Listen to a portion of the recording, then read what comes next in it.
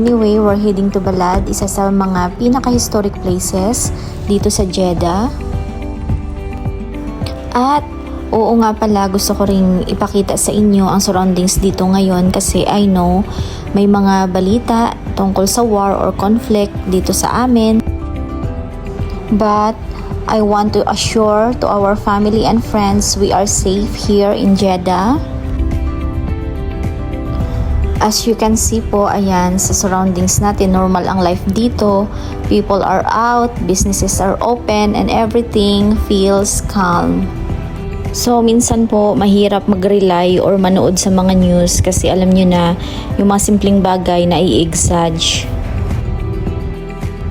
Anyway, mga ka-G, kung gusto nyong ma-sure yung news, mas maganda kung mag-direct contact kayo sa mga family nyo.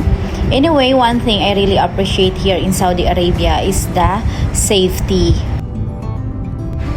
Bakit safety? Kasi alam nyo naman, mahigpit ang security and the government is really focused on keeping peace and order.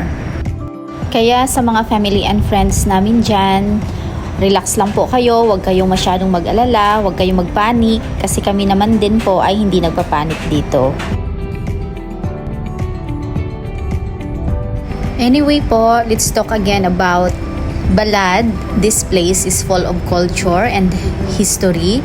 Makikita mo dito ang old buildings, traditional shops, at sobrang vibrant ng atmosphere. Lalo na marami silang dinevelop dito ngayon ng mga museum. At hindi lang museum ang kanilang dinevelop, ang buong Balad mismo, no, yung ibang part na simulan na nila, meron na ding mga park na pwedeng pasyalan, kaya lang ngayon talagang napakainit. Pero baka one of these day, malay nyo, isasama ko kayo, pasyalan natin yung kanilang museum para makita nyo.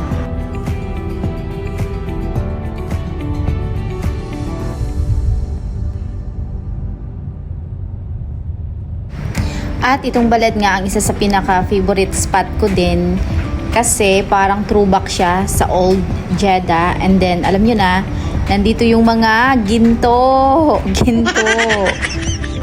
At para sa mga turista, if you're looking for souvenirs or traditional crafts, Balad won't disappoint you. From handmade jewelry to spices and perfumes, there's something here for everyone. So, ayun na nga guys, dumating na kami dito sa Balad nung